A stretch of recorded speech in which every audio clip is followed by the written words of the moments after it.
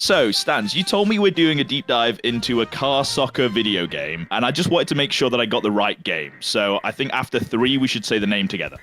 Okay, we'll say the name together on 3. 1, 2, 3. Rocket League. Supersonic, acrobatic, rocket-powered battle cars. No! Is this actually beta Rocket League? I mean, obviously it is, because it looks the exact same. I was gonna say, have you seen it? Which is crazy. Okay, I'm gonna say something crazy. Is like the movements the same? The flips are the same? This is the same game. Rocket League was essentially the sequel to this game, which, as you can see, the concept was already there, but the execution wasn't quite right. Yeah. The physics were a little janky, the camera wasn't ideal, but the music was perfect. Yeah, it actually was. I should add that to the playlist, because I could get torqued to that. Now, this, as you can see, was out on PlayStation, PlayStation 3, and it was a PlayStation 3 exclusive. So not many people knew about it, but despite the jankiness, players had started to see an insane potential in the 2 key gameplay elements. Right. Boost cars and soccer. Oh shit. So. I mean, yes, but specifically the fact that you can boost and jump at the same time. Right. Wait, like, are you telling me that like Rocket League mechanics were pre-Rocket League? Yes, we are going to see. So at the time, maybe the most proficient player of the game was a 12-year-old who you might recognize the name of. Kronovi. No! I know Kronovi. It's like one of the early Rocket Leaguers I know, because when I played Rocket League and didn't even know you could jump, I had a coworker at work send me a video and was like, hey, there's this guy Kronovi. Look at what he does. This shit's crazy. That's so Well, he was funny. doing this before Rocket League even existed. I wouldn't have believed that. And he was 12? Yeah, he was 12 in this clip. It's 4x3. That's so sick.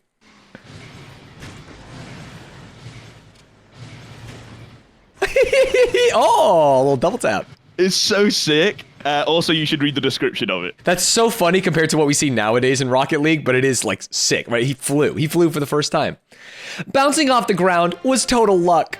Never admit that. Kronovi, never admit that, dude. Pure skill. It is kind of obvious that he didn't intend for the second touch. So, like I said, this wasn't a big game. It was exclusive to PlayStation 3. Most people hadn't really heard of it. Right. I mean, I had never heard of it, and I've played, I don't know, a few hundred hours of Rocket League, maybe at this point, 100 hours. But then in 2015, the world changed forever.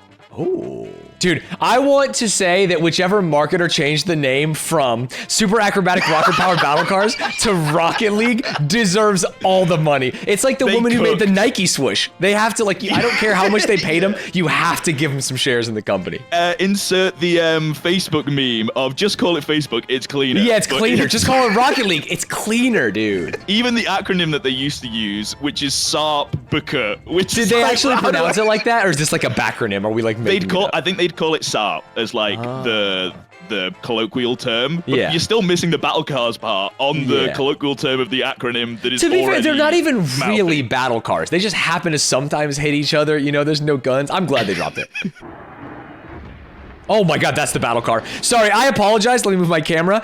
Saying they're not even battle cars, and then this car gets absolutely murked on the right. Holy shit, mid-flip as well? Yeah. Kronovi-esque. Can I ask you, did you play Rocket League around launch, or were you a late adopter? I was pretty fucking close to on launch. I didn't realize how close I was until researching for this dive. So This was 2015 when it was announced. It started out as only PlayStation exclusive again. But as it went out of its alpha and beta stages, it officially launched on Xbox as well and Steam. Yeah. And that was in late 2015, so like December. Right. And I checked on my Rocket League account. I've had it since 2016. So I was pretty fucking early on the Rocket League hype, which is very sick. Right, you were a believer. It's also worth mentioning that a lot of early Rocket League pros were just SARP players. Right. Because Rocket League is just a polished version of the same game, the players that already had like a skill set built in from playing that game, it transferred so well into Rocket League that like most of the early names that you'll have heard of came from SARP. Like obviously we mentioned Kronovi, there's a whole list. Marky Dudar, Cookser, Mike Rules, Lichinio, Fireburner, Gibbs, Scrub Killa, Pluto, Torment, Sad Jr. this is a good place to say that if I don't mention every single player and every single content creator, people are gonna get mad. They're gonna put a comment. I hear you. I'm not gonna mention them all. I am dedicating this moment to the OGs, and I will no longer be listing lots of names of people probably in this video. So sorry if I miss out your favorite person. Speaking of OGs who deserve recognition, this was an insane moment of Rocket League. This is Marky Dudar and Kronovi, both SARP legends who are playing a 1v1 for the first time in Rocket League. And Kronovi at the time was like a huge Rocket League streamer. I think he had 2,000 viewers when this 1v1 happened. Which again, this is in 2016. That's insane. Yeah, that's like crazy. This is crazy to get that many viewers. If you skip to, that's pretty good. That was good for the time. But that was for them. That kind of aerial was like, yeah, you can consistently hit those. Yeah. But for the average player, that was like watching the gods like create new life. Like no one could do aerials. That's so funny. The biggest thing I'm noticing from like modern Rocket League, in my experience, is like how long they go without touching the ball. Sometimes one of them will hit it and they'll both just chill and wait for it to come down. And that is just not. That is true. That's not the vibe anymore. Yeah. Like missing that open net is crazy. I don't personally believe that when Psyonix was making this, they envisioned the skill ceiling being so astronomically high. Right. Like, to this day, people are making new tech that pros can use within games, like, consistently. And it's still using the same physics engine, the same gameplay, the same... Like, they've not changed any nothing of the has changed. Parameters. People are just finding new things. But that's not all Rocket League is about. Let's change pace a little bit and have a look at some of the insane game modes and things that they've added since Rocket League has been around. Let's do it. First thing they added was mutator settings, where you can go into a normal regular game, but change the ball size, change the gravity, change the speed, change the weight of things. That kind of shows that Rocket League wasn't necessarily trying to take itself ultra seriously. It can be like a party game as well as something that has a high skill ceiling competitively. Yeah, you know, actually, some of the most fun that Rochelle and I have ever had is playing Rocket League together. We have played this, and she's not a gamer. She actually doesn't like using a controller at all. It's this one. And she was having the time of her life just playing Rocket League. A year after launch, they released the game mode Rumble, which I think you will know of. It's like they added Mario Kart power-ups, but into a normal, regular game of Rocket League. I remember playing this and getting so pissed off. You know, you're like, hey, it's not just for the pros, it's for everyone. For me, the second there's something different, I'm like, I can't stand this. What do you mean? What do you mean you used an item on me to stop me? And then they would make, like, different game modes within Rocket League using these... like the Rumble power-ups and the mutators that were limited time game modes. But they also had mainstay game modes, like hoops. For those of you that don't know, the hoop is like, it's horizontal instead of vertical, or vertical instead of horizontal, whatever you want to call it. And so you'd have to go in there. The best way to score is hitting off the backboard, but then you have to like judge how hard you're hitting off the backboard. There's a whole like skill ceiling to just hoops in general, which is supposed to just be like a fun little game. So same thing with what you said, Snow Day, aka hockey. And the most like creative game mode that I think they've ever released is Drop Shot. I don't know if I've ever played Drop Shot. It's crazy. So the whole floor is essentially the goal, and you have to break the tiles to then be able to score.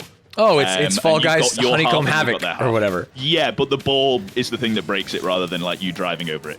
Like so, it's kind of like Spleef but with a ball. Excuse me? Did you just say a slur? Oh, it breaks a bunch of them if it hits. Or was that just because it was electro ball? The more you hit it, the more powered up the ball gets. So if the ball's super powerful, it'll break more tiles. So this is why I feel like, I'm going to say it early, Rocket League is the best game ever, in my humble opinion, but I will agree with myself. Can I put you on blast for a second? Whenever I am going to message Caanths and I look at what he's doing on Discord, there is a 99% chance it says playing Rocket League for 2 hours. You know what I mean? I feel like I can't enjoy my games now without my boss looking at what I'm doing. Yeah, that's me. It's company time over here. Do we have a HR stance that I can really talk to? It's not like I asked you to do Rocket League and you're like, I don't know shit about it. You play this game maybe more than any other game. I've loved the game since 2016. Yeah. So I will say, not very good at it. For as long as I've been playing, I should be much better. I love particularly 1v1s, and I'm like Plat 2 currently. Okay, before we get too far into the history of the whole entire game of Rocket League, let's go back and take a look at the pros. And have a look at the first ever RLCS. Oh. Do you know what that stands for, Stanz? Rocket League Championship Series. Woo! Because I've been to some RLCS. I went to a big LAN in Boston. It was awesome. Ooh, the old logo. Dude, this is so sick. All right, so this team. Yeah, Flipside Tactics, dude. We have Marky Dudar, who is sitting down on the left. The person that looks like they're from like Panic at the Disco is Kuxa. There are a few players that have like a tech named after them. Right. But the Kuxa pinch has like stayed a staple in Rocket League. And it's named literally after this guy. So very sick. I remember the first time I saw a pinch and I thought they couldn't have intended to do that. I was like, oh, that was just lucky, right? Yeah, well, that's the kind of, we saw the Kronovi clip where he's like, I didn't even mean to do that. Yeah. Like on SARP. Those kind of things have become like things you can actually do. People are just good at them now. They actually drilled them and yeah, exactly. And then cut off like Mike Wazowski on the right is Mike Rules. Oh, Mikey. And then it doesn't even show the other team, but you can kind of see them there on the left. That is Kronovi, Lichinio, and Overzero. And out of every single player that has made it to this final of the first ever RLCS, only one of them didn't play SARP. Oh, that's crazy. I guess that makes a lot of sense early on, right? Like they just had an advantage in hours. So originally, Flipside were knocked out by iBuyPower, but they worked their way through the losers bracket to get to be against iBuyPower again in the finals. To get redemption. And then this next clip, this is game 6 out of 7, and it's 3-1 to iBuyPower. Oof. To the side, pops it up, but Kronovi shuts him down. Mike Rules shoots towards the goal, and Coxer gets the redirect. 24 seconds, they only need one. What year was this? You said this is the first RLCS? Yeah, I think this is 2016. Oh, really? Because it already looks so much better, like the play, you know? Yeah, watching the gameplay between 3v3s versus it being 1v1s changes things completely. Yeah, totally. Kronovi tries to put it over. Mike Rules drops it. Coxer takes the shot. It doesn't matter. iBuyPower are the RLCS champions. This was huge because this was literally Kronovi versus Marky Dudar, as though like that these two were the gods of Rocket League. Yeah. And they both made it to the final, the first ever RLCS. I mean, that's the dream for the fans, right? You had like the two best players. Yeah. And you get all the way to game 6 as well. It was sick. And there's always that moment of the ball hitting the floor. If the ball hadn't hit the floor, they could have equalized and we could have gone to an overtime game. There's a lot of things to make note from this that we need to like break down and get into. Let's do it. The first thing is what was just happening then.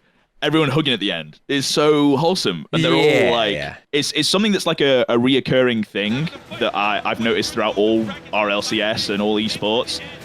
Is that everyone's so friendly with each other. I don't know if that's like a thing outside of Rocket League, because I don't really know much about any other esports. That's kind of your forte. Yeah, it's funny because Rocket League has gotten so unbelievably popular on consoles, right? Like so many people who are experiencing Rocket League for the first time are playing on PlayStation or Xbox, and console esports historically has been a cesspit, and it's because of games like Call of Duty and Halo. So typically, let's say that this was not these guys and this was a Halo or Call of Duty LAN.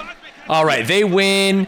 They would run over. They would scream slurs in their face. They would call them dog shit. You're dog water kid. You don't even deserve to be here. I'll fuck you. I'll fuck your mom. And then they would move on. You know what I mean? It's just different. And they do that during the game too. So this is, you are right to say that this is very different. Yeah, and this isn't a rarity for Rocket League in it, this being like the first one. This happens in every single RLCS. They're almost always like great sportsmanship. They're great vibes. They're usually friends behind the scenes. So that's the first thing I wanted to note. The second thing is how important it is to keep up the ball at 0 seconds. Third thing is, why is everyone only using like 2 different cars? And the fourth thing is that it's 3v3. Right. So we're going to break down those 3 things. Because we already did the fucking hugging one. Yes. Starting with the different car types. Right. So as you can see here, Stanz, you know the name of this, right? This is a freebie. This is Octane. This car. Yes. Yes, dude. And I know that because people would always try and get me to use Octane because they say it's better. But I like the big fat Lamborghini look, or the big fat like Cadillac looking one. You know what I'm saying? What's that the called? Cadillac one is also really good. That's fine. That's the Dominus. Yeah, Dominus. I'm a Dominus guy. Yeah. So currently, it doesn't really matter what car you choose. But back then, it really did. Because there used to be a individual different hitbox for every single car in Rocket League. Which is crazy because they all look so different. There's like, one's a van. You know what I mean? The Octane, the Dominus were like the main 2 until they released a DLC to be the Batmobile. And as you can see, the Batmobile is very, very low down, very slim. I mean, look at that. It looks so sick. Right. But like the fact that they would design a different hitbox for every single car, and that was Cooks's car. The car that allowed him to do his famous pinches against the like corners of the pitch or whatever. But eventually they tweaked and changed quite a few of the hitboxes. And now I think there's a set of 6 different hitboxes that each car can be. One of them is the Octane. So they're not all the same. They're just like balanced, right? They're not fully unique. Okay, got it. So now there's like a car that exists called the Fennec, but it uses the Octane's hitbox. There's a lot of cars that use the Dominus hitbox. And then the Batmobile hitbox is just called the Plank, which is very funny. Oh, but they still have a different hitbox for the Batmobile. Yes. So these are now the 3 main hitboxes that all pro players use. Right. There's like a van hitbox for like the Merc that obviously no one uses, but it's like it still exists. There's lots of different hitboxes, but for the pros, there's only 3. Got it. So the next thing is the ball hitting the floor. Rocket League has a very unique way of ending the match, which is that when the clock hits 0, the game doesn't end until the ball hits the floor. I don't know who came up with that, but it's fucking genius. Yeah, as smart as changing the name to Rocket League. I'll tell you that much. They were onto something. So like we just saw with iBuyPower and Flipside, if there's one goal in it, anything could happen before the ball hits the floor. As long as there's like not... If they're 2 up, it doesn't matter. If they're 1 up, literally anything can happen to the split second of the ball hitting the floor. Yeah. Theoretically, like this could have lasted. Now, this used to be considered Rule 1, which is when the game hits 0 seconds, you got to keep the ball up for as long as possible. Okay. And I will say that every single person that would refer to that as Rule 1 are disgusting degenerates that don't know Rocket League. Okay, weird. I feel like you're talking about OGs right now. You're talking about because there's a real Rule 1, Stanz, and everyone who plays Rocket League knows what the real Rule 1 is. And that's when you kiss, you gotta stay kissing. When you kiss, you gotta stay kissing. I do know that one. True. Yeah. This Rule 1, where you stay kissing, that's become the Rule 1 so much. Right, because that's funny. The problem with the old Rule 1 was that one team wants to win. They're like, wait, why would we do this? We are ahead. We just want the ball to touch the ground, right? Yeah, well, this one's like even funnier, the Rule 1, because obviously it would take 2 players out of the game because they'd be running into each other. Yeah. So it's maybe not best to do that in, I don't know, RLCS, for example. Grenading contact. Oh! Attempts, squishy and turtle. Rule number 1 there in the corner. We'll see. They're in a Rule 1 in the corner of the pitch in the middle of a full-on best of 5 in RLCS. What if we kissed on left boost? But they hold it, which is crazy, for like so long. This is such a sick angle, sick clip of the goal. In a series where they need to win too, man. The fact that they have an RLCS is equally amazing. Like a meme of that magnitude could land its way into RLCS, into like esports, is amazing. And then the last thing that is in every single RLCS is 3v3s. Yes. You noticed we talked about the difference between 3v3 versus 1v1. Yeah, 3v3 is a game of skill with leaders. 1v1 is a degenerate game of kickoffs. Yep, we talked about it. I don't agree with the last statement, but I definitely agree with the first statement. Sure. There is just very different levels of skill needed for both. And although 3v3 is RLCS, my personal favorite to watch is 1v1s. And because of that, my hero is a player called Scrub Killa. Have you heard of Scrub Killa? I have heard of the name Scrub Killa. Before we jump in. Yes, but I will need more context. I've heard that before. Oh, you've only heard the name? You don't know anything else? Yeah, I don't know if else. So there's a streamer and caster called Johnny Boy. Who is another huge Rocket League goat in the scene. He specialized in like casting 1v1s essentially. Yeah, he still does. He does tournaments and stuff. Yeah. You know Johnny Boy? Yeah, I do. I've met him a couple times at RLCS events. Look at me. Cool. Look at me. Johnny Boy. So he would run his own 1v1 tournaments and show matches between the biggest and the best Rocket League players. Scrub Killa would feature on a lot of these streams, and he was probably at the time the best 1v1 player in the world, at least at one point. This is Scrub Killa's track record from like 2016 to 2017, and you'll notice that it's all Yeah. competing in Johnny Boy Show matches. Yeah, Scrub Killa versus And J-Nabs just versus winning them Kronovi. all. Yeah, first, second. First, second. First, second. First. And a lot of strong firsts, right? 3-0, 8-3, 4-2, 4-2. Yeah, and you look at the names that he's going against. He's beating Kuxa. He's beating Kronovi. He's like the goats at the time. Marky Doodah. Yeah. Yeah. And what shows that actually people care about this, and this is a sign amongst every game that has like a hardcore scene, is look at the money. $250, $174, $286. This is the love of the game shit, and that's what makes you feel What was good. actually amazing about Johnny Boy's streams at the time is if he got a dono during a match, that would be the prize money for that match. Right, it would go up. Yeah. There wasn't like a prize money before. Like they'd start playing, and if he got a dono, he'd be like, "Oh, the prize money's up to this now." Yeah. And It's like you're at a legal fight and you're throwing money in the ring. You know what I mean? Literally, Like, it's just crazy. Yeah. It gets even crazier when you find out that Scrub Killa was 12 years old. No way.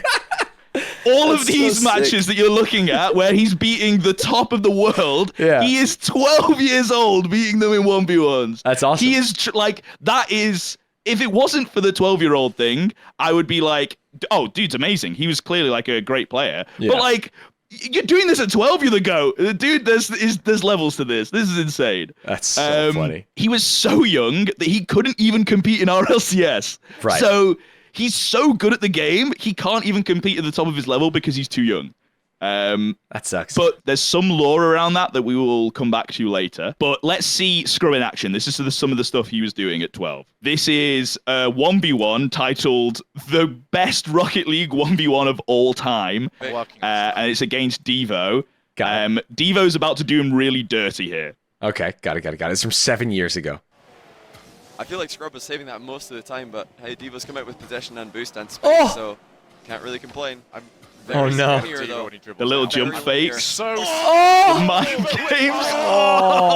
That's like you go to the parks to play pickup basketball and the 40-year-old just literally bullies you. Yeah. Just slowly walks up, bumps you out of the way. Scrub manages to get his own back. fake jump by Devo, not a good one though. That's not going to make Scrub back off. Oh, he's missed it. That should have been an equalizer. Terrible fake jump by Devo. We talked about this earlier. No reason to fake jump. Oh! He broke his Where you going, buddy? Dude. It Yeah. was under him.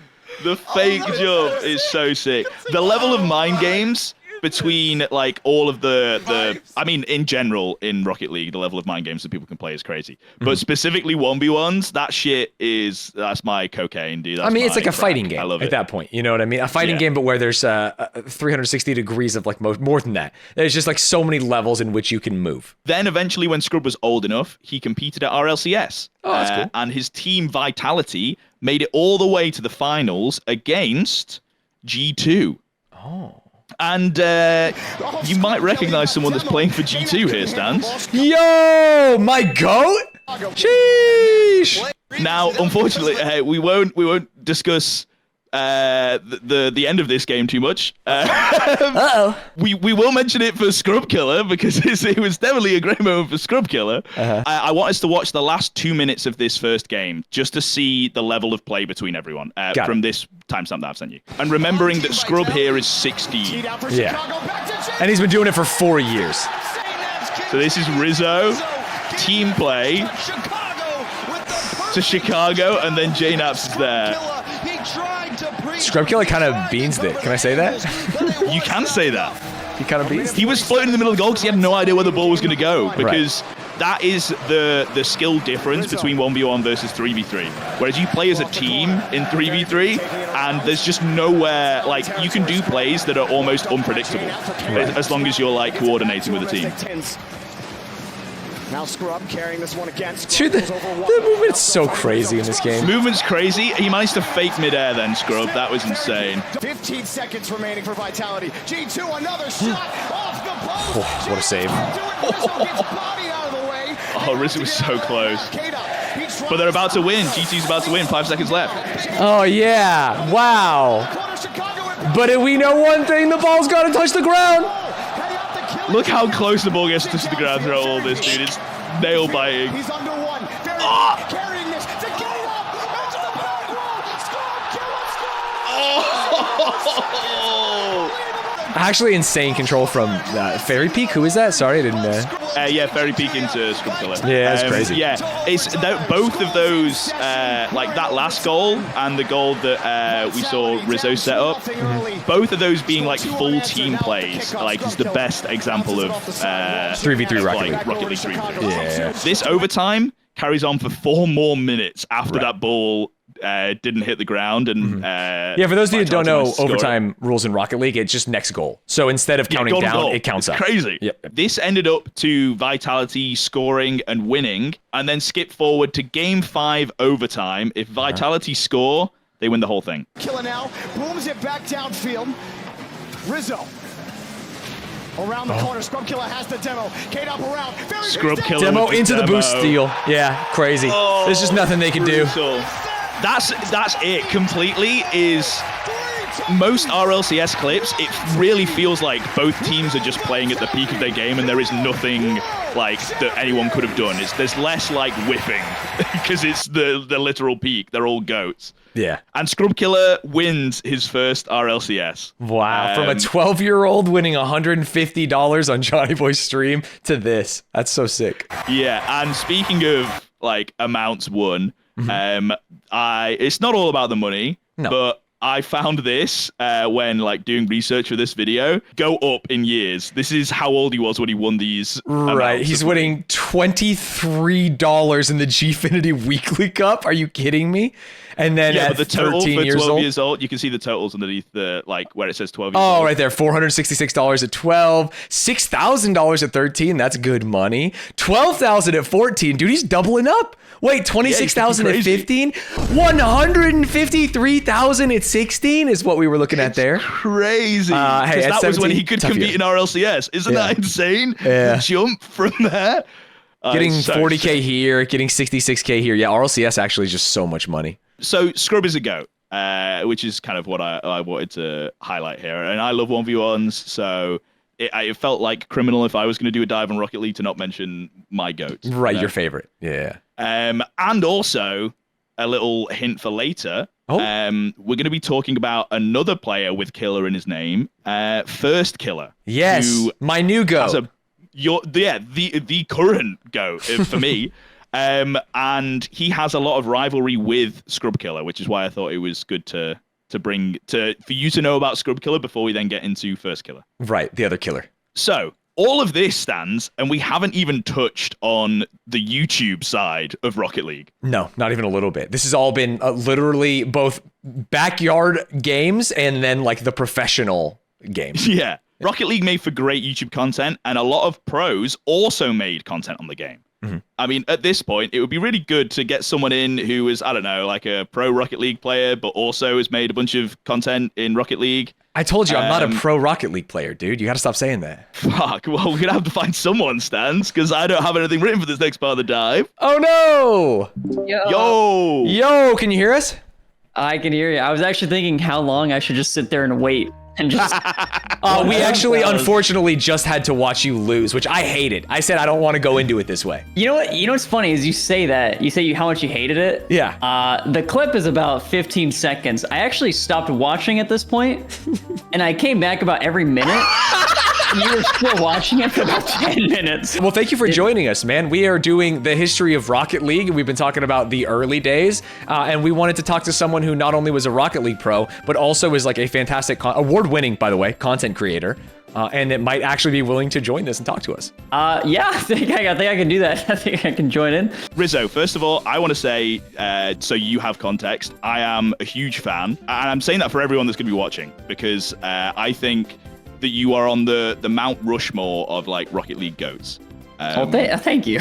Your career has been pro and also YouTube, so I want to break those down into two separate things and maybe start with your esports career first, because I think it's hardest to visualize from like a viewer's perspective, looking at you as a player, what your mindset is, what goes on behind the scenes with like esports stuff. And you've been competing for a while, so what's it like competing at like a pro level? I would say, from I guess like a viewer perspective or something, it is not exactly just playing a video game. There is a little bit more to it. You don't just. I mean, it's a big team sport, really. I think that's the best way to think about it. Every single day, you know, you do go in there and you play your rank 2s, rank 3s, and do all that. But then afterwards, you have to go practice with your team as well. And you guys are actually doing the deep dive with Rocket League. A lot of times in team practice, you do deep dives with your team. You do replay reviews. Right. Some teams are or were a little bit uncomfortable with the idea of like calling each other out on like, can I swear?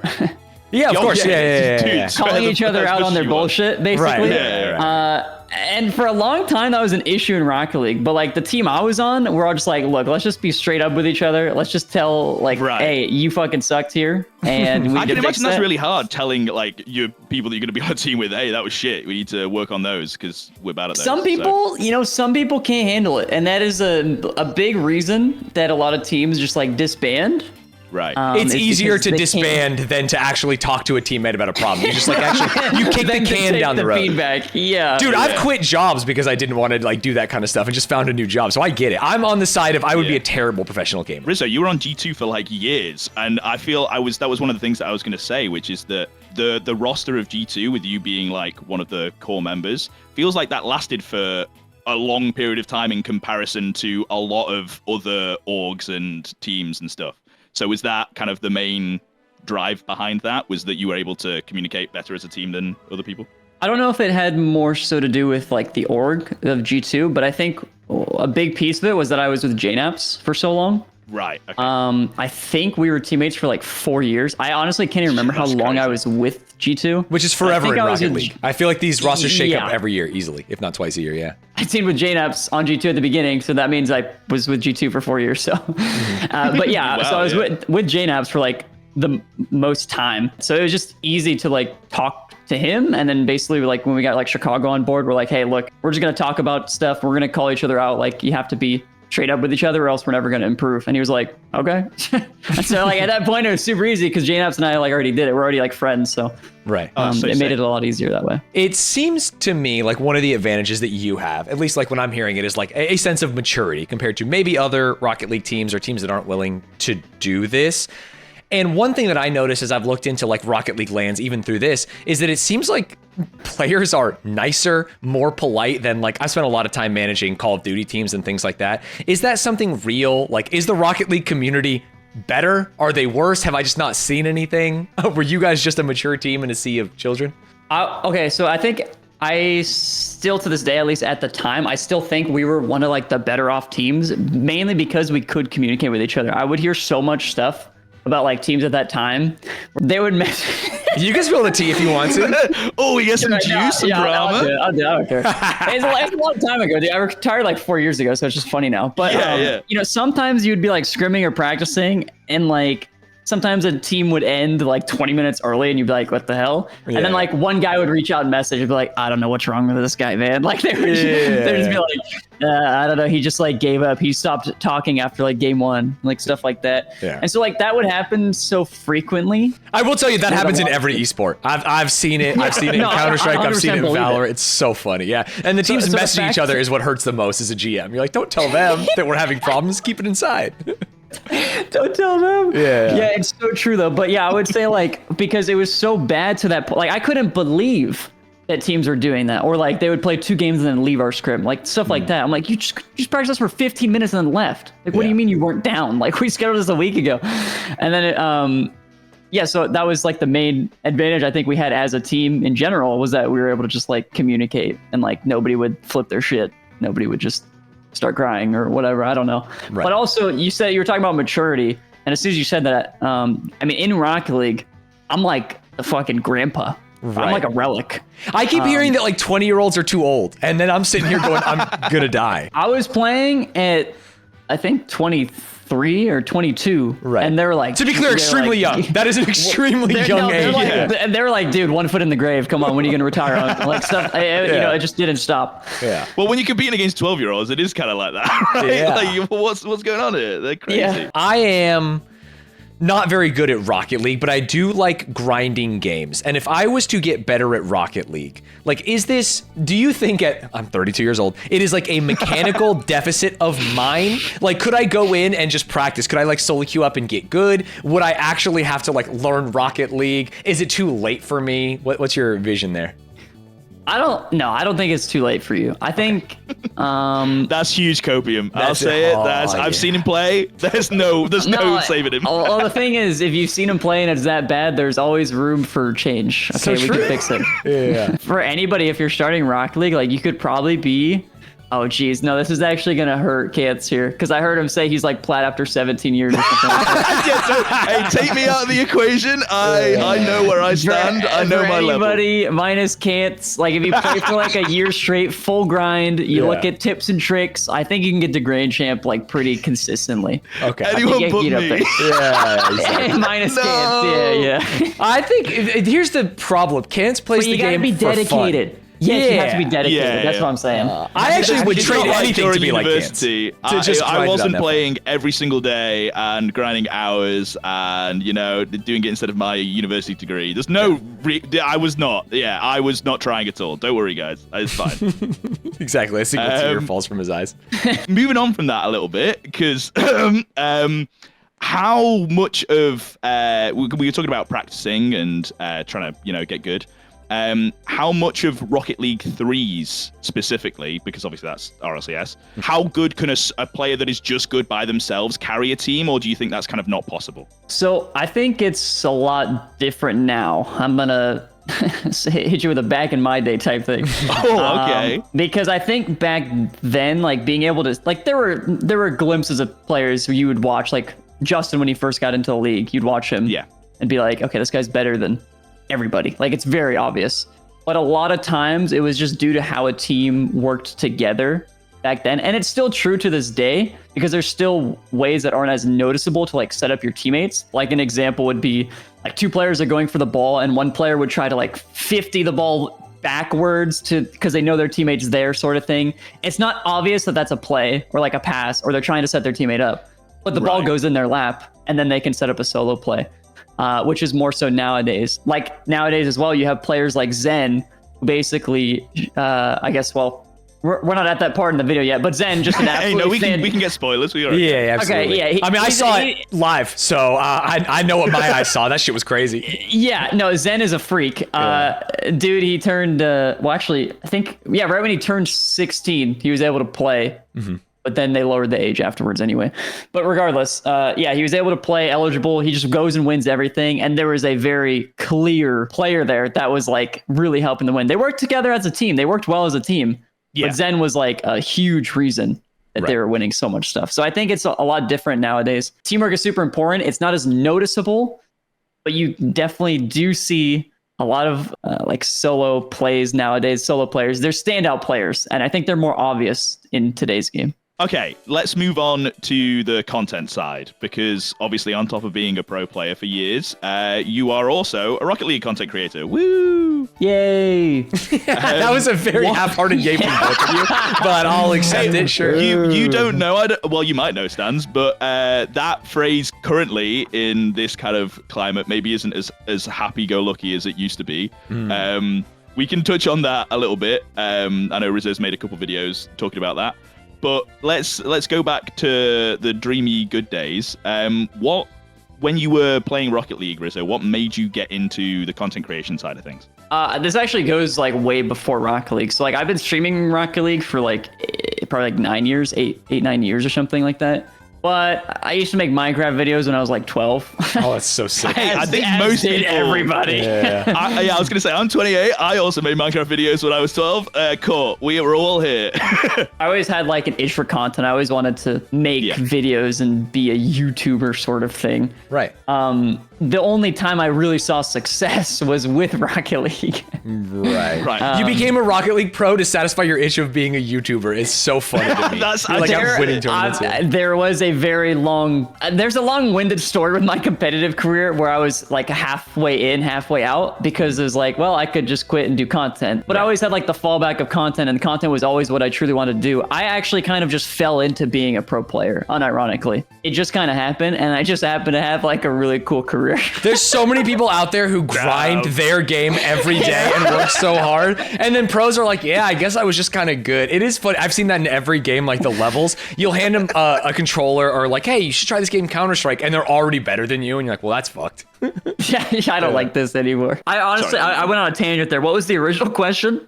Well, how did you get into it? So you kind of... You always wanted to make content. Yeah, in my mind, it was that you were really good at Rocket League, so then it was an aside that you decided to make YouTube videos on it, but it sounds like it's the other way around. You wanted to make YouTube videos, and then you were just awesome. People were just watching your Rocket League videos a lot. Yeah, so I was part of like a Minecraft community or whatever, so I would make like videos on Minecraft, and I basically stopped. I didn't know what to do or whatever, and I was like basically done with YouTube at this point, and content, whatever. I was just whatever. And I just started playing Rocket League with my Minecraft buddies, and I recorded some of the stuff, but you know, I was just checking out Rocket League, and I went to Twitch, and I saw this guy named Low5, and he doesn't stream anymore, but he was actually my first teammate, or one of my first teammates, and we actually made RLCS together. Oh, wow. Yeah, we made season 1 of RLCS. I saw him streaming, and he was playing, and he was basically like my level, and I would play with him a bunch, and I was like, well, if he streams, I can stream. Like, why can't I stream on my stream? So then I started streaming. Like, we were the same level. We would always play. He would stream, all that stuff. And so that's basically just how I actually got into streaming Rocket League, was because of him. I didn't do YouTube, but there was one day, if you recognize the name Wolfless or Rob. Yes, dude. I was hoping you does. would. Yeah, I don't know if Stanz Do you know that name? I do not, but I will say that there is on Caanths' list of questions. He's like, I hope he talks about this. If not, I'm going to ask him. Don't leak behind the scenes. Okay, so the way that started was actually super odd. So like, yeah, I was streaming at the time, and I would stream to like a couple hundred viewers. And Wolfless comes into my stream, and he's just known as like a Rocket League guy at this point. He was like, he used to be a Minecraft guy. Now he's a Rocket League guy. And he would record with a man named John Sandman, who I still talk to this day. I don't talk to Rob as much because he's busy, but regardless, Wolfless comes in my chat, and he gives me, I think, 5,000 bits, whatever the equivalent is to $50. Sure. Yeah. 5,000. Yeah. He comes in and he goes, "You want to play a couple games?" And I was like, "Sure, you just pay me $50 to play a couple." Yeah. I'm yours. I know who you are. I was like, "I know who you are. Let's go." And we played a couple games, whatever. And it was super chill. I didn't even like record it, anything. We just played. And then he ends up like talking to me a little bit afterwards, and he goes, "Oh, dude," he's like, you need to upload on YouTube." I was like, "Why?" And he basically explains this whole thing. He's like, "You need to do this, whatever." And he's like, "Show me your YouTube channel, whatever." And I link it, and he goes, "Oh, dude, this title sucks. This thumbnail sucks." Oh, no. And he's like, "This is so stupid. Like, you shouldn't do this. Like, do this, do exactly this." He's like, "You're gonna record with me," and like basically just like completely got me into it. It was the most random thing. I was like, I don't even like know you, but like, sure. Dude, that's okay, so sick, though. I was like, he knows what he's doing. He took you under his wing. He literally, he robbed me. Yeah, he just took me. He stole me. It was insane.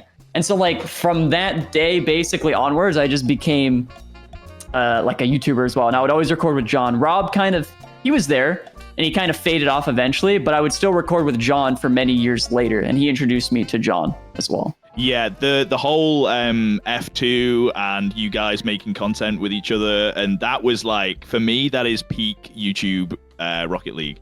It was like the 2017 era. Yeah, 2017, 2018 was like Ghost. You doing your Risen Sizz fucking 2v2 series. Yep. There's then you've also got people like Sunless Khan, Lethamir would do like all the fucking custom maps and mods and stuff. That's one thing that I guess I kind of wanted to touch on is, at its peak, what was some of your like favorite moments / types of videos or creators, or like what's your fondest memories of like that time? You know, I think about this every now and then. Looking back, I think some of my favorite things is basically just like anything with John and anything with Sizz. There's super simplistic videos with Sizz of like us just recording twos. But if I could just like go back to today, or not go back to that doesn't make sense. But if I could just like go back to that and do it today, like and truly enjoy it, because back then like I truly enjoyed like every single moment of that. Eventually, you know, the enjoyment faded away. But if I could do that today, that would just with the same love and enjoyment as you exactly. You know, it's just about the enjoyment of it, really. So, and then also stuff with John, we would do like challenges all the time. There was modded stuff, like you mentioned, but the mod support for Rocket League was something that like so many people have begged for, even still to this day. Like mod support or game mode support that has just some of the maps that existed. are made without any support is insane. Some of the levels of things that exist. Third-party tools, like third-party it's crazy. creators, So nothing actually official from the game to help support mods, which is, I guess, Steam Workshop. But to get it on a server, you needed a third-party tool. It's just like you could only free play it by yourself. Or like Epic Games now related, like supported tools or anything. Yeah, it sucks. But the stuff that people have made, the mods and the custom maps and stuff. Truly like elevated some of the YouTube videos back in the peak. It was sick. Yeah, there was a lot of super funny mods. There's one specifically that I still look back at to this day, and it was a random map that we found on the Steam Workshop, and it was a dinosaur map. And I showed it to Sizz, and I linked it to him, and it was this guy or this dad. His kid had drawn dinosaurs on a piece of paper, and so he 3D modeled them and put them on a map, and they would move around. And it was the worst, like most clunky map, but it was so funny. It was a labor of love, man. Why would you say that? It was so funny. It was dog shit. He made a pterodactyl come out of nowhere and save a shot while I'm 1v1ing Sizz. That like it just made the most entertaining video out of. I was gonna say you made a video on this. I need to find this. Nothing. It was so funny. So you are at this time competing. You're making these videos. Obviously, this is like a labor of love for you. You're nostalgic for the time now. How important, and this is coming from someone who like saw the advent of streaming blow up League of Legends, how important were these YouTube videos and this like YouTube scene to promoting the game of Rocket League in your eyes? I don't really know anything. Like I think the YouTube videos in general, I think were super important because this is also a time basically before like short form, before TikTok shorts, all that stuff. Which is perfect for Rocket League, right? Because it's like fast. Yeah, exactly. And so I think YouTube was really the only way that Rocket League did get advertised besides like the Rocket League esport, at least from like my perspective, right? Because I know Rocket League was free on PlayStation for like 3 years or so. I don't know if it was that long, but it seemed like 3 years. It was free on PlayStation forever. And it was like you had to pay for it, or free on PlayStation Plus. Yes. So if you had PlayStation Plus, you can get the game for free. So I think that was like a big marketing thing for them. It's like people got into it because it was free. But then the only other thing I can think of was YouTube videos and like the RLCS and like Rocket League Esports, because like Rocket League Esports was mainly dominated on Twitch. I'm sure there's like clips and stuff. I think a lot of that fell into like the creators' hands of like I guess like advertising the game, although it's like wasn't their responsibility. You know, it ended up just being that anyway. And so there were not a lot of creators on Rocket League. Like there's more creators nowadays that there's less interest in Rocket League, just like as a grand scheme, you know, compared to back then, like tons of interest on YouTube, so many people, and there was like a lot less creators. So it was like between 5-10 people, what it seemed like. That's good for you. Kind of, yeah. I feel like that is kind of, there's a lot of things. We'll touch on the current like state of Rocket League. That's the next part of the dive, so we'll touch on that a little bit here. But I think a big reason why Rocket League had so many people interested in it and the esports scene and stuff is because of, as you said, like the 5 people that were making YouTube videos on it, is them bringing there was such an audience there for them. With having people like you, Rizzo, who were in a team, would talk about how great they were, and you'd see like the feats that they were able to do just in casual like 2v2s or whatever, to then be like, oh, I want to see them like competing at like the highest level, and then they get interested in esports. It seems like that kind of pipeline doesn't really exist anymore because of the lack of content and stuff. I think that is an excellent way to explain it, actually, because there was so many people at the beginning of the game, and I know you learned about this in your deep dive with Kronovi.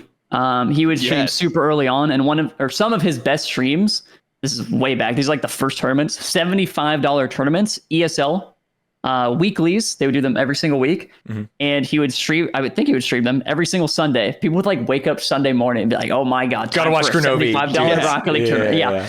And so he would do those, and I don't know if he uploaded them on YouTube. He probably did a couple of them, but I know his Twitch viewership would be like way higher during like the random tourneys, and it was just more so like seeing the capabilities of what people could do. I mean, I know my normie friends showed me Kronovi because they literally just Googled like how to win at Rocket League, like in the early days. And then they were like, dude, check this out. He's like flying. And I was like, okay, that's how I got into it. So I think bridging the gap or the pipeline is like a perfect explanation for a game that has extreme normie appeal to then be like led through fun content or interesting content all the way to RLCS. Yeah, I think Rocket League was super unique in that way because also with SARP, right? So you had the SARP vets. Kronovi was the main one. Yes. And so like people would watch him, see what people could do in Rocket League, and then eventually you'd find some other people. You know, you could throw me in there. I was a SARP vet, but like, you know, around 2017, people were just like noobs, right? You want to see what's possible. You want to see what people are capable of. But nowadays it's like, I mean, I can't even do most of the shit people do in my Grand Champ lobbies, like in the same lobbies as me. It's like everybody is super good. The game has progressed so much that it's like nothing. Well, sorry, this is a personal opinion now. Nothing feels as impressive as it did looking up to the skies, seeing somebody flying, going for the first time. Yeah, exactly. Yeah. It's like once now, you see someone actually do it, like flying, the concept of like flying but better is a bit harder to like. There's more of a gap between. There's less of a gap, than just literally being able to fly. I will say when I saw Flip Reset for the first time, that also blew my mind. But yeah, those were the two big things. It was like, hey, actually just flying, controlling it in the air, and then a Flip Reset to get a goal. I was like, holy shit, man. With what you're saying, Rizzo, this is kind of moving over to the esports things again. Do you think that there will ever be like a skill ceiling, like a peak of Rocket League skill, where it like plateaus? Or do you think, because there's always new techs being made, do you think there's a point where there will be like, there is nothing else to be found in this game? Or I think the only way you truly find that is if the esport like starts or does cease to exist, right? Because once there's no interest from new players coming into the game, they will always continuously push each other to fresh ideas on greater and greater levels. Yeah, it'll just keep going up until, you know, God forbid, the esport disappears, you know, or something like that, 30 years down the line or whatever it might be, you know. I think it's kind of rare that Rocket League has that though. I think a lot of like you can get better at a game, but most games have like you just like better aim or whatever. There's not like you're not learning a new skill or like a new tech that you're gonna add to the thing. I don't know. Like I said, I'm kind of mainly a Rocket League guy when it comes to esports, so Stanz, I could be wrong.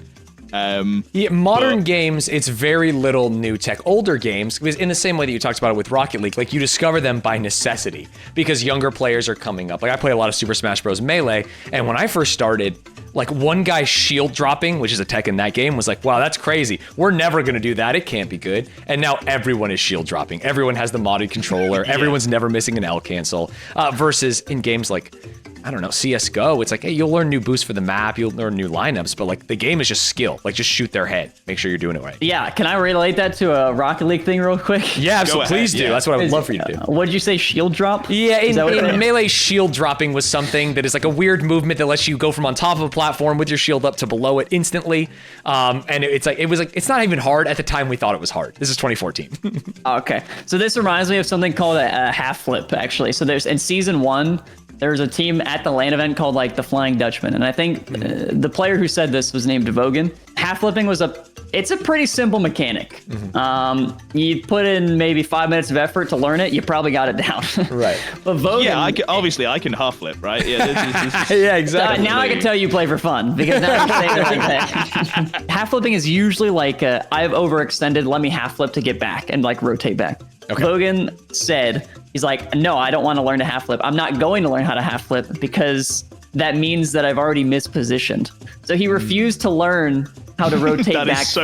That's such a funny mindset. There's literally a Melee player named Mango who's like, I'm never going to learn to shield drop. I'll just actually not put myself in those positions. Obviously, he learned to shield drop since then. But in 2014, he said the same thing. Exactly. I'm already good. I'll play good neutral. I don't have to learn this tech. But that's the thing. And then exactly what you said. You end up learning it out of necessity because eventually you have to shield drop or eventually you have to half flip. So you need to know how to do it. Yeah.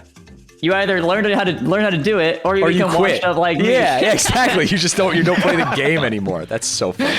Okay, well, I've got one thing that I want to ask. We'll move back over to YouTube stuff for a second. What was your favorite YouTube video to make, Rizzo? And well, that's an easy one, to be clear. Why was it Brosy Pros with this jabroni? Yeah, that one. Okay, so that one. It doesn't have to be that one. It doesn't have to be that. It shouldn't be that one, actually. It shouldn't be that one.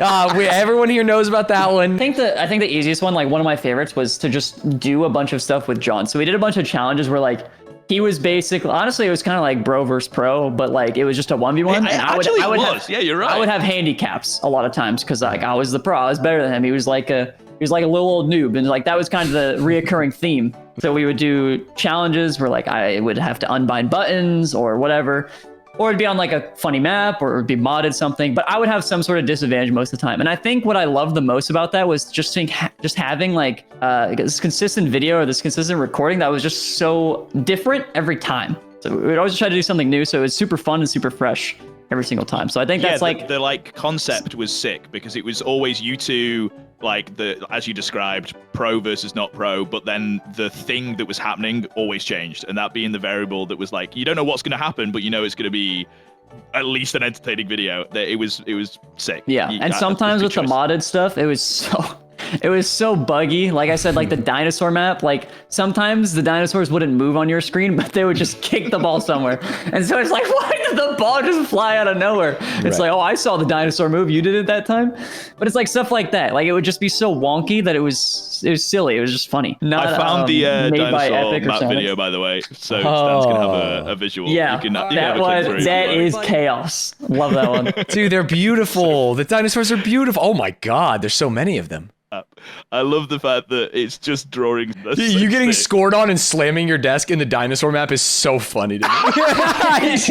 God damn it. There was passion in this. Okay, changing pace a little bit. Let's jump from the good old days to the current day. And it's jumping ahead a little bit in the deep dive, but I want to talk about the current state of like Rocket League. Because Rizzo, I know you've had and have lots of opinions and have talked a lot on your puts YouTube on a headband. He's ready to go in. Hold on. So I'm gonna cover most of kind of like what's happened. So Stanz is in the loop. Okay, so cool. You don't need to go through any of that. But I have one question for you about it. If you had the option to change just one thing currently in Rocket League, what would it be? Creative mode. Oh my like God, Fortnite. that was insta. Like Fortnite has, or Roblox has, or any other game that's similar to that. Yeah, like Fortnite that's owned by Epic Games has. You know, it would be. There's maybe hints to Stanz if he doesn't know, but that would be seemingly kind of easy currently. But you would think so, yeah. I think the idea of creative mode for me comes from all like the series I did with John, because if there's a creative mode in Rocket League, I could just. You could just do dinosaurs every day, man. Every single day, exactly. Yeah. So I think I'm probably biased in that regard. I'm sure others would, many other changes, but I honestly can't think of, like, I feel like to me, that's like the best thing they can truly add. Whether it's my content or like, I'm trying to think about it in an unbiased perspective. I think it's also good in an unbiased perspective as well. I completely agree. Maybe I'm also slightly biased, but thinking about it from kind of what we were saying about how currently there isn't really any like YouTube hype for Rocket League because there's just the audience doesn't seem to be there. I would think the audience would be there if there was just new, fresh things and the creative mode. Like if you and John came back and did a whole new series on like creative mode maps and stuff, if they actually did something like that, I still think the audience would be there. I think it'd be sick, and it would bring more people back into Rocket League, and it'd be really cool, and it'd be great. And the pipeline would be back. That's like the whole point. That helps the competitive. I would play. I actually like Rocket League. I went through a phase where, don't tell anyone that I work with, I would sometimes play Rocket League during meetings just to get my head in the right space. It's a fun game. Wait, what do you mean to get your head in the right space? Like, why Rocket League specifically? Yeah, I feel like that's a bad game. No. I like games where I can just I can basically like a chameleon splits their eyes, I split my brain. And so one half is doing like creative thinking, sitting there like, okay, what's an idea we can do? And the other half is like killing things in Diablo or just like jumping around in Rocket League, and it's really good. That's awesome. Stanz does this, but in the podcast that we have together, but we're recording the podcast, and he thinks he's really subtle, and he's doing this chameleon brain thing that he's talking about. Yeah, and it helps me think He'll it's just better. not say anything for like a good 20 minutes, and then all the comments will be like, why is Joe talking so much? This is crazy. And then I'll hit a he's banger playing idea. Rocket League in the other monitor, bro. It's crazy. I will not be playing Rocket League during Midget Grid, but I will. I'll come up with a good idea, and then. But hey, I think silence is worth it if your words are valuable. Okay, Rizzo, thank you very much for joining us. Before you go, if you could only show Stanz one clip or moment from Rocket League, what would it be? Oh, geez. Yeah, there's one that actually itches the back of my brain. Wait, do you know what the astral pinch is? I know. I see it. People in my chat saying it though. There's like 5 or 6 people all saying it. Oh, that's actually so funny. Of course. Okay. So the reason I say that this itches the back of my brain is because this haunts my dreams. Oh no. Oh no. This is something that I have never been able to let go. And chat never lets me let go of it. And people still bring it up to this day. Like a cuxier pinch is like all the way across the map. This specific one, just absolutely unheard of. The angle that this goes in makes 0 sense. And now I'm known as the astral pinch guy. Oui. There you go. Good start. Bonjour. I don't know, you're pretty fast at English though. Okay. Bro, he just did it to you. You were going for the ball. I don't know, you're pretty Right fast at on my head. What?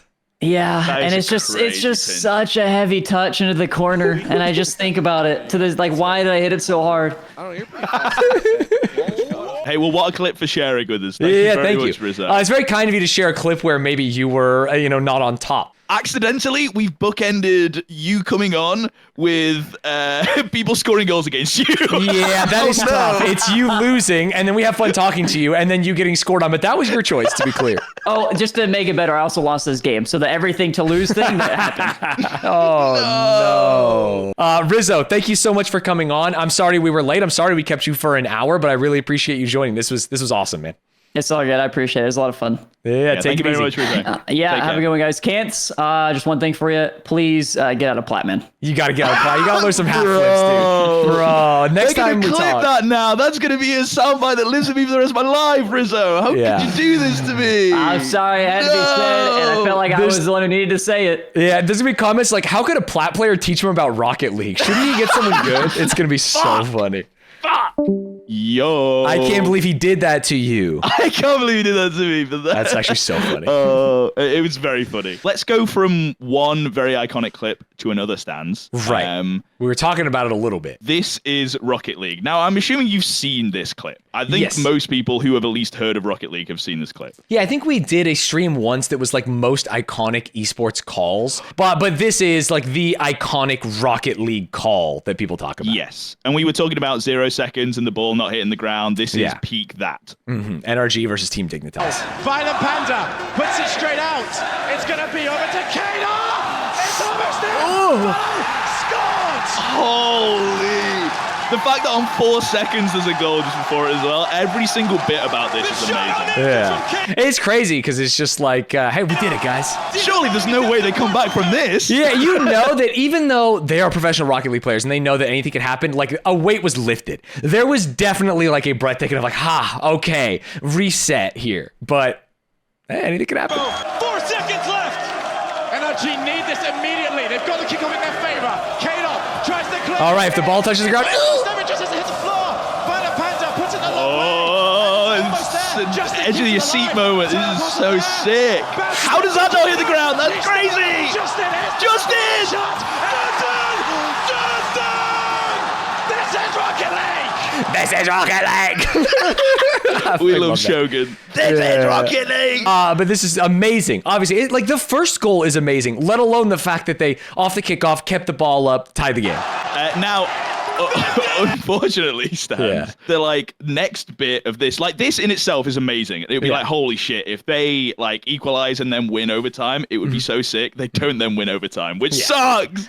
But it doesn't change how amazing this People clip is. don't talk about that. They don't care when they watch this clip. You know what I mean? Yeah. It's almost like we shouldn't look at it, but I have it here, so we may as well look at it. Ooh. Next goal is the RLCS World Championship. Rocket League's actually Yeah, the so fact that sick. it's the game of 7, best of 7, it's game 7 is also amazing. 22 But seconds. that You does- wish you got more. 22 seconds is tough.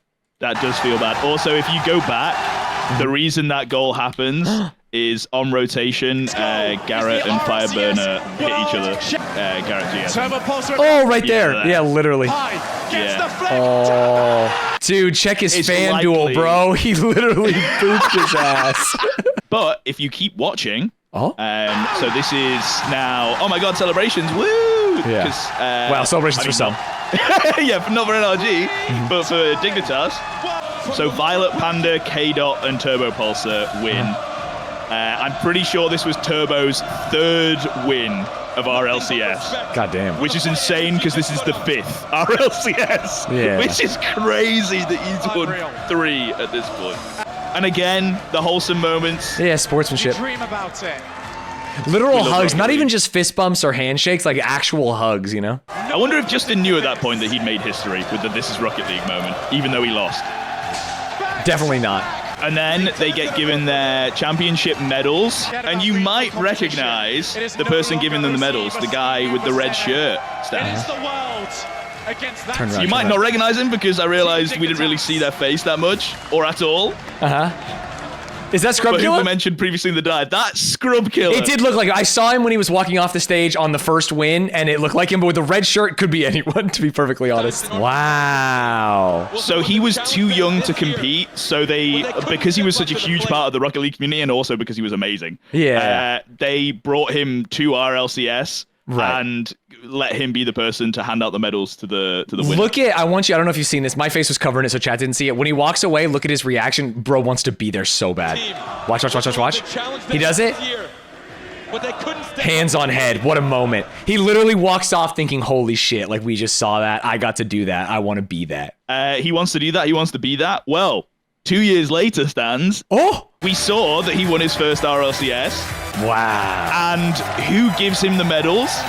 But the person that he gave the medals to, Violet Panda, is the person that gives them the medals. Dude, that's so So sick. it's like full circle. Yeah, we've actually gone full circle. That's badass. That's very cool. So before going any further, just so everyone knows, I obviously love Rocket League, but outside of following actually Gen.G in a tournament here and there, I'm kind of out of the loop of the current situation. Right, you were an OG. You fell off the wagon. Yeah. You and Rizzo both shook hands and walked away from the seat. And that is kind of because of something that we touched on when talking to Rizzo, which is the current state of Rocket League. We have to weave the web of what has happened to be able to understand where we are currently. We mentioned with Rizzo the F2, which was Rob, John, and Neat Mike. They've stopped collabing. Rob doesn't really make YouTube videos. John and Rizzo have both made videos talking about the state of Rocket League currently, to the point where John no longer plays Rocket League and has said, I'm not going to because of the state of it. We're not going to watch the videos, but if you haven't seen these videos, I would recommend you go and watch them. Perfect. I was going to do the thing where I'm like, hey, we'll link them in the description. We always forget, but we'll link them in the description. And then someone will comment, hey, you didn't actually link them in the description. And then we will actually link them in the description. Literally spitting right now. And then these are a couple of John Sandman's ones. Yeah. Man, Just he's so you been can get waiting an for idea. Rocket League to fix things for so long, he grew a beard. He did, dude. And then he shaved it again, and then he grew it again. Yeah. So we've got to start on May 1st of 2019 when Epic Games bought Psyonix and therefore Rocket League. Yes. At the time, personally, I didn't think this was that bad of a thing. I think a lot of people were like, oh my God, the people that made Fortnite buying Rocket League, that's cringe. Because Fortnite like, Kids game? Is that why? Yeah, Fortnite Kids game, I think, was the link. Got it. But at the time, I thought, because Psyonix was struggling with servers and glitches in the game and struggling to collaborate with other creators. This video that I've linked you is from 2018, I think. Oh, wow, 6 years which ago, is an open letter to the creators of Rocket League. This was before Epic Games bought them. Yeah. And it's just John Sandman with a bunch of other Rocket League players discussing what they think needs to be like changed from Psyonix, which was all to do with like ball wobbling, servers, And if you scroll down, you can see a comment from Wolfles, or Wolfless, I never know how to say his name, Rob. Right. Yo, remember when they finally emailed us for the first time to ask us to promote their new toy line for free? Biggest joke in my entire 7-year career here on YouTube. Lol. But yo, Rocket League is the sickest fuck game. That's actually so funny. Rob would keep on coming back every so often and be like, dude, Rocket League's so fun. I wish that we had like any recognition for how much I love the game and how much I'm promoting the game and how I feel, which is that all of these creators were a big reason why a lot of people were still interested in the game, but they didn't seem to understand that. So I felt like if Epic Games is buying them, bro, they're like Fortnite creator codes, the relationship with creators that Epic Games seems to have. That's one of their strong points. That's going to be great for Rocket League, right? Sure. Yeah, like Fortnite, not only people think about Fortnite, like a World Cup and like huge amount of money for the top players, but really the reason Fortnite was good for that community was because it was the entire swath of it. Like you could play in cash cups. You would get your own creator code no matter like what size you were as long as you qualified for it. It wasn't just top heavy like some might consider Rocket League because they have RLCS. Every way down, there were like opportunities for creators to play their game, use their systems, and actually make money promoting it. It like worked for everyone, which was cool. And also on the other side, the server issues that Rocket League was having at the time, you think there isn't a better like company that would have a shit ton of access to servers than Epic Games. Yeah. Like that's a pretty It'd good be like if Amazon bought them. You know what I mean? Fix that issue. There'd be no excuse. And there's another side to Rocket League that we haven't even talked about, which is the item shop. There is a whole entire system in Rocket League that used to exist that was crate openings that is exactly the same basically as CSGO crate openings. So I'm sure you're familiar. I love to gamble. Then they also had an item shop where you could buy DLC things like the Batmobile that we mentioned earlier. Rocket League will partner up with a bunch of different companies and release different cars. Yeah, I bought a car with my favorite football team, the Chargers, on it. And I just like drive around. It's like, got some animations and I think shit. it's pretty cool. sick. And one of the biggest parts, similar to CSGO, was trading. But at this point, it was a working, very profitable system with an item shop, which was kind of like Rocket League having that was rare for a game. And then to be bought by Epic Games, who are like known for their like battle pass and how like amazing their shop is. Yeah, rotating item like, shop and people care about the items. You feel like it would be a perfect fit again and everything will go really well. Well, it turns out it didn't go as well as people thought. How could that happen? It was a perfect match, you told me. There was almost one whole year with no big updates from 2019. When the Overwatch strategy. Them. You mean? You expect there's going to be some time of like since purchasing for you to like overhaul and to like make an update. So, but it's been a year, so we're expecting a really big update, right? Yeah. Then they dropped 3 big trailers within 10 days. So let's see what they were cooking.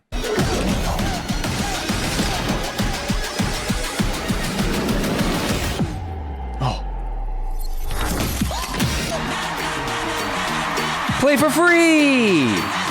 Yo! Rocket League went free to play, which I will say in this wave of probably me hating on Epic Games. Sure, you're angry. Sick. Yeah, it's good. This is a good thing.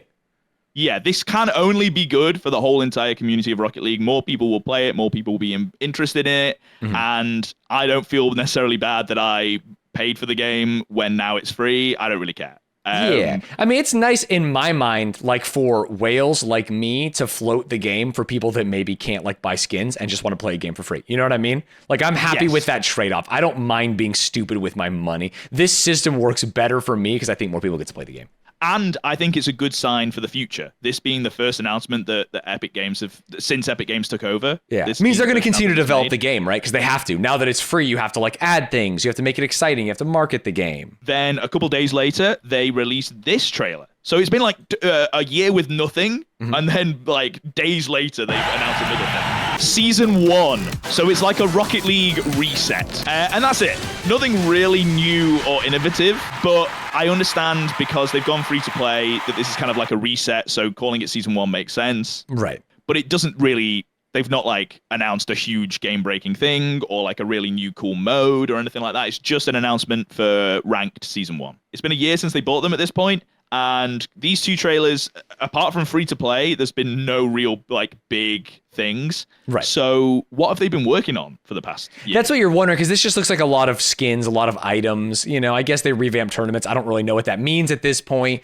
So like what else is happening? Well, 4 days later, they dropped this. And it became very obvious what they were working on. Sorry, I just want people to know that I saw the thumbnail, and I would think if I was a longtime Rocket League player that maybe this is a little cringe. It says Rocket League Llama Rama.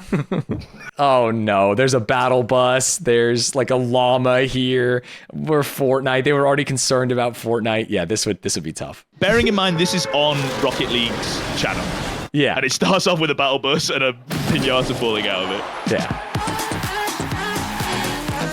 Banger, I will say. Music, fucking... I was already a hater. I am now 50% on board just because. Dude, the battle bus is in Rocket League? Sorry, I just gotta say it. First time chatters coming in. Been playing Rocket League since 2015. This is the worst thing to happen to the game, Lamau. That's real because it's the first time chat. Like, I have to follow. I have to say my piece here. This is pissing me off. We're understanding the levels of this.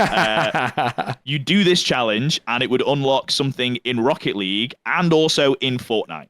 So, well, that's kind of cool. Sorry, am I not supposed to say that? No. It's a good in concept. It basically unlocked Rocket League related things in Fortnite. So any of the people that were playing in Fortnite didn't really care about the Rocket League related things, I feel like. Yeah. But hey, it's only been a year. So let's give Epic Games some time and travel forward 5 years to the present day. Oh, dude, if you send me a link that says like Llama Rama 2, I'm going to lose my shit. Well, there was a Llama Rama 2, but in between. Yeah, I'm like 5 years later. Yeah, that's not the only thing they've done. They did do Llama Rama 2, and it was just the same thing, basically. Yeah. Do you want to hear the cool stuff that they've added to Rocket League in these years? I would love to hear the cool stuff, because it's been 5 years. What have they added to Rocket League? I would love to hear it too, but they haven't done anything, so I can't. Wow. So I will show you the things that I found that were notable from the list of like trailers and announcements that have been on Rocket League's channel. Got it. You're calling them notable. You're not even calling them cool at this point. No, because they did a mobile game. Oh, what do you mean? Don't you guys have phones?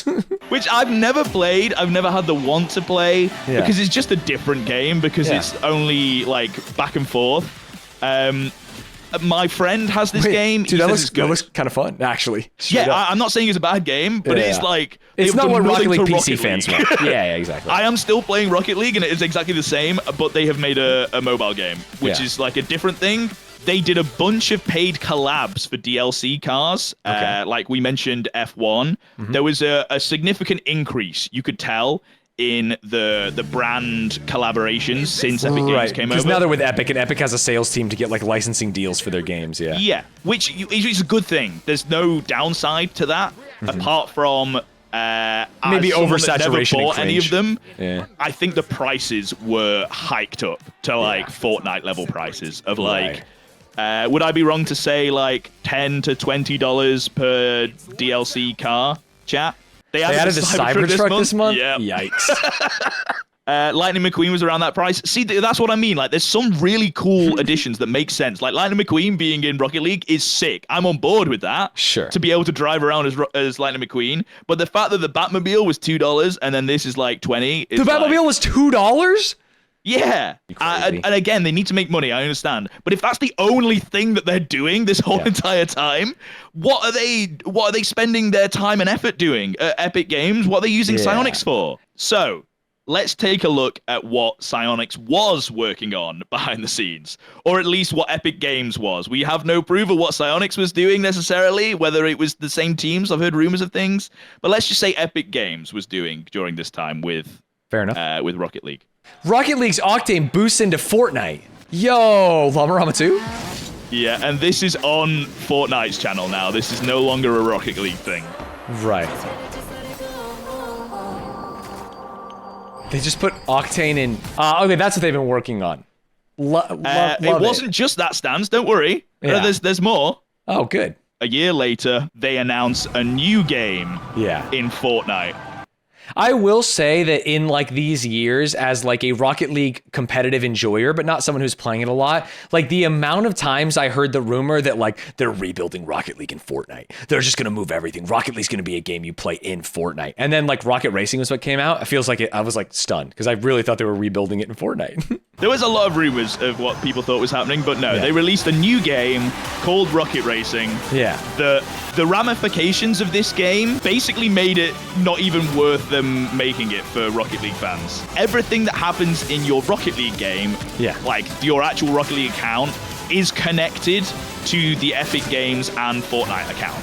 Right. And in order to do this, they had to do a lot of things, one of which was completely ban and stop the ability to trade items at all. Dude, the amount of YouTube thumbnails I saw, like we talked earlier about like the Rizzo ones and stuff that were like, this is going to kill the game immediately. I saw every Rocket League creator in the history of ever making videos about trading. And as someone who didn't really understand it, I am excited now to at least learn a little bit about it. Yeah, so essentially they had to remove it because of how every single item linked up in Fortnite. Right. Which I understand the reasoning behind it, but for players that only want to play Rocket League, that don't really like or care about rocket racing, regardless of how good it is, if something is going to negatively impact the game that you like, you would expect there to be some kind of like give or take, like you're going to receive something as like a reason for this happening, when the only receiving thing that happened was your items now link up in Fortnite in this game that you don't like, that you don't want to play. Right. Which is, there's no benefit for the people actually playing Rocket League and enjoying it. All they've done is just remove something. Dude, what if I lent someone an item and them just saying too bad is so fucking funny, by the way. Yeah. So not only were they literally just doing nothing with the game, they were removing things from it without replacing those things, which has led to then people like Rizzo and John to make their videos, because with Rizzo as well, there was a lot of lack of RLCS updates. They would like announce games kind of like on the fly, I feel like. But I am paraphrasing both of John and Rizzo's kind of sentiments. Sure. Like we said previously, you should go and check out their videos to get like the full in-depth reasons if you want to know why the biggest creators, I feel like, around Rocket League were like, yeah, this kind of sucks. Yeah. So, but luckily, Stanz, there's a silver lining to these clouds, is what you There is say. a silver lining to these rain clouds, because I believe that the esports is still fucking thriving and doing sick. Yes. Mainly because of kind of what we talked about with Rizzo, which is like there's always going to be new skills to be learned and new tech that is coming out. Yeah, young players are going to continue to push the envelope. Like Zen is going to join and people are going to realize like, wait, we weren't as good as we thought we were. We're going to have to do all these things now. And someone's going to do that to him. Yeah, and over the last couple of years, new orgs have been popping up and starting their own Rocket League teams. True. One of which being your team, Gen.G. Gen.G, baby, USA, with, at the time when we started, 2 British players. But hey, say la vie. That's very funny. Yeah. And other orgs, like Moist Esports, a bunch of people have been making their own Rocket League teams. Speaking of Gen.G and Moist, yes. I wonder how it would go if these two played against each other. I know how it would go. Oh, are we in like territory where I know? We beat their asses, We're dude. in Stanz territory here. We beat their asses, buddy. Any of their players could be that guy. The same for Gen.G. Oh, what a ball! Oh, 4 seconds. Where have I seen that before? Oh, no. Anything could happen, dude. Yeah. Beautiful. Also, we've got Shogun and Johnny Boy on comms, a classic duo. Absolutely. And now Gen.G just need to hit the biggest goal. And it's the size of the entire floor. They've done it! Let's go, Gen.G! Dude, I know that this is not going to be like a relatable feeling for anyone, but when your esports team wins something, it fucking rules, dude. It actually fucking rules, especially after years of like struggle and joining a new game and stuff. It was so sick. So sick. And this was like the first major, right, that Gen.G were in? Yeah, they played great. They did way better than people thought they would. So much so that all of a sudden there was a lot of like Brit phobia and like not really an America's team, which means that you're upsetting some people. If you got haters, you're doing the right thing. Yeah. I want to go back to when it was the 4 seconds and it went to kick off. Yeah. The line that Shogun said was fucking amazing. It felt like it was taken from like God of War or something. Moist Esports! What have you got left? Yeah, what have you got left? Yeah, it's like they're in the gladiator, they're in the arena. Show me something or you die. Yeah. And they're both losing their voices. It's crazy how the ability Shogun has to like say things that are the most iconic things in the world ever. He is the This Is Rocket League guy. So yeah, exactly.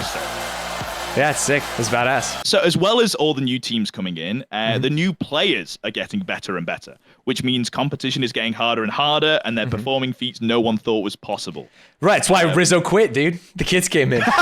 Yeah, helpless ratio. And I'm telling you, I'm watching Kai and these guys, and I'm like, shit, I don't know how long I'll be streaming this shit hard. No, well, don't say that. You know, you're streaming for so long. Wow. Talking about great players, I want to start with Firstkiller. Yes. I wrote I want to start here, and then I wrote so much about Firstkiller. Here's the person we're talking about. Because we got so long. So we are starting and ending with Firstkiller. His story is very similar to Scrub Killa, not just because of the killer in the name. Right. But First was a top 10 Rocket League player in ones by the age of 12. That's crazy. Just like Scrub Killa. There is something about 12-year-olds putting Killa in their name that just feels so right. You know what I mean? It's like, oh yeah, I'm a Killa. Firstkiller and Scrub had a rivalry on Johnny Boy's stream because they're both 1v1ers, and anyone that was playing 1v1 at the time and now will be featured on Johnny Boy's stream. Of course. If they're the GOAT. Yeah. They played once, and Scrub absolutely wiped the floor with him. Like, trounced him, I think it was like 11-0, and like there was a best of 3. It was... Right. It didn't show Firstkiller's true potential. Then a year or so later, Scrub had won a bunch of 1v1 tournaments and show matches, and so had First. In fact, Firstkiller was on a 14 unbeaten streak on Johnny Boy's stream. So they played against each other, and some of the moments from this game were so sick. Let's check them out.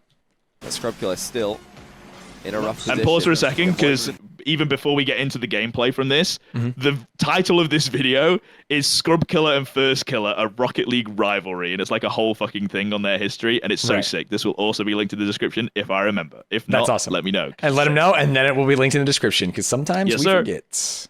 He was lining up a boomer at the far post. Oh my God. Oh. Not letting it bounce there is so sick from Firstkiller. Right Scrub was expecting like hitting it on the bounce, and instead just hitting it just before it hits. Booms it in the top. Bullet by First, right under the bar, and we're all tied. And then hey, you've talked about how cringe kickoffs are, Stanz. They are. This is cringe, dude. Hold on. And here's the deal, YouTube people aren't going to have any idea what I'm talking about because you have edited and changed history, but I want the YouTubers to know. I've been complaining about kickoffs and 1v1s in Rocket League, not only during this video, for years. I think they're cringe, and every time there's a cut in any of this video, it's because that's what I'm talking about. So just so you can understand how wrong you are, Stanz, Scrub Killa is known, especially at this time, his kickoff was almost perfect. He would never lose and concede to kickoff goals. Yeah. So the fact that Firstkiller not only scored a kickoff goal against him, but scored it to win. He's a kickoff merchant, dude. That's what I'm saying. He beat the kickoff merchant, though. So it Both proves of them. that Just two kickoff merchants, dude. No, that's not how it works. You gotta have two, because if one of them's better than the other one, and they're both at the top of their game. Killa was there to block it. Good save by him. Another mind game by First. Oh my God. Oh my God. The mind game. Double mind game. Dude, when people just stop, it always gets me so torqued. The fake jump into just completely breaking is so sick. Game, Scrub Killa sees it coming, this one. Now the boost advantage. Oh, nice. Oh, and then the ground pin.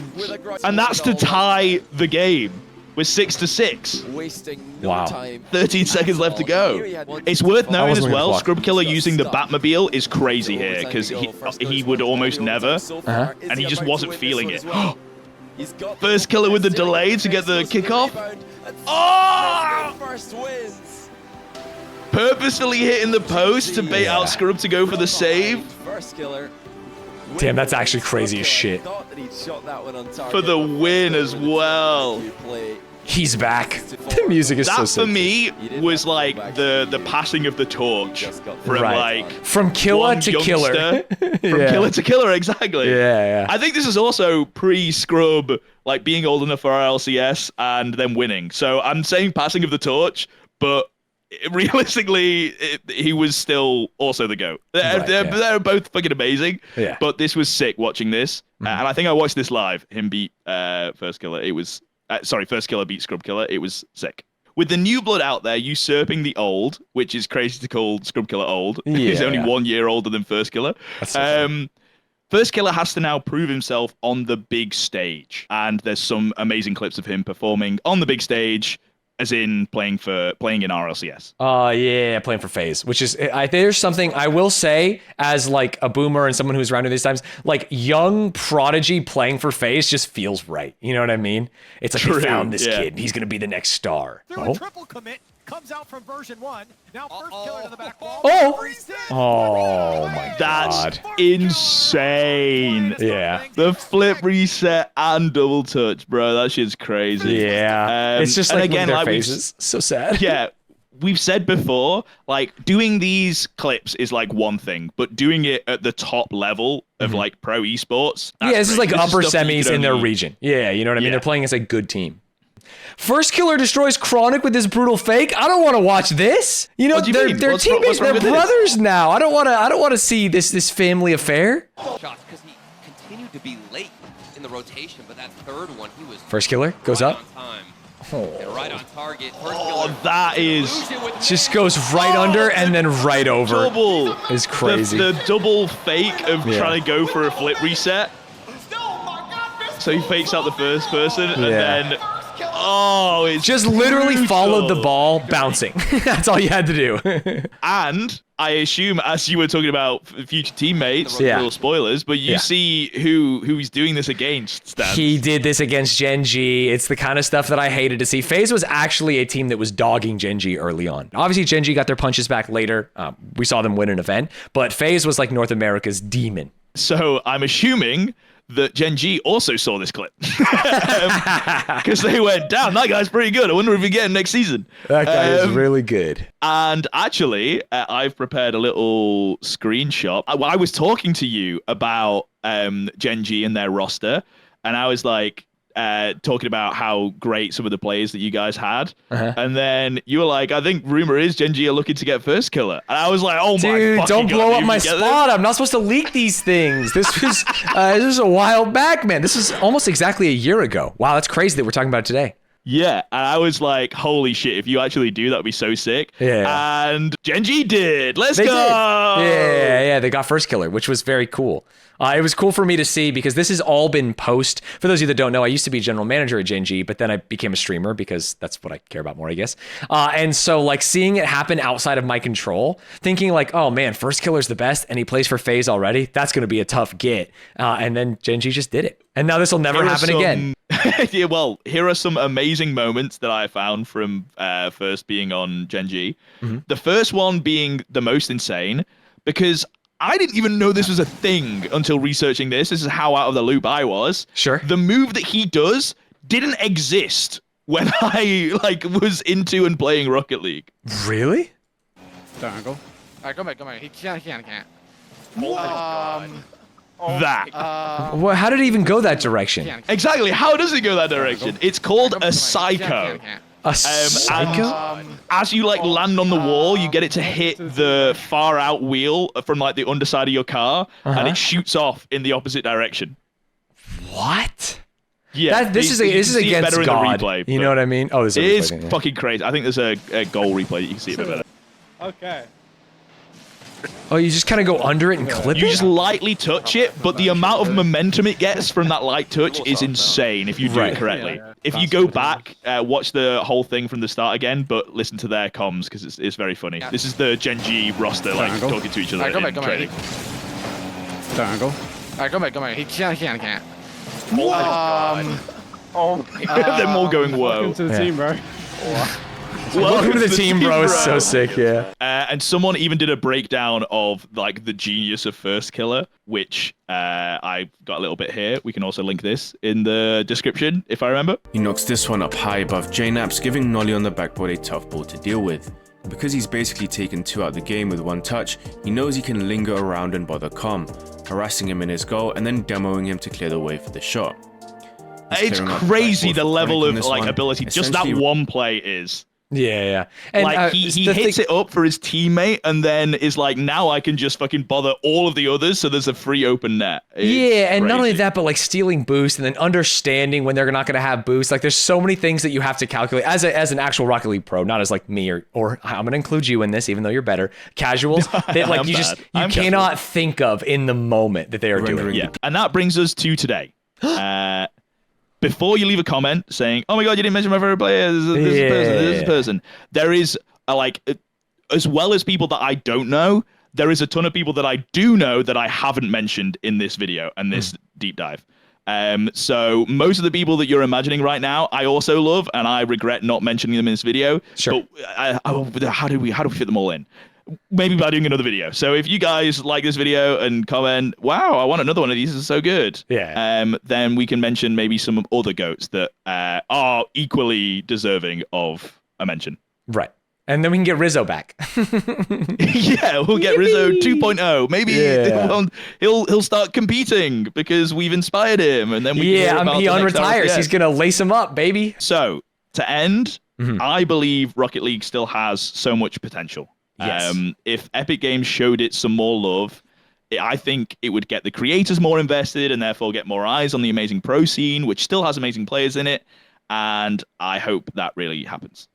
Nowhere was it more evident to me, like the love or longevity of this scene, than when Rizzo was talking about it earlier. This is a player who has retired already. When he was describing the death of Rocket League, he didn't say in a few years. He said, I don't know, maybe 2030 or 2040 when the game dies, right? It's like, this is a game that people love. This is a game that people think can stand the test of time longer than most other games. This is a game that stands up there next to like the Counter-Strikes of the world that people just want to play. They want to get better at. They want to have fun with. They want to play with their friends. And I agree, even through all the things that have happened, that like it is a good game, and that is what is meaningful here.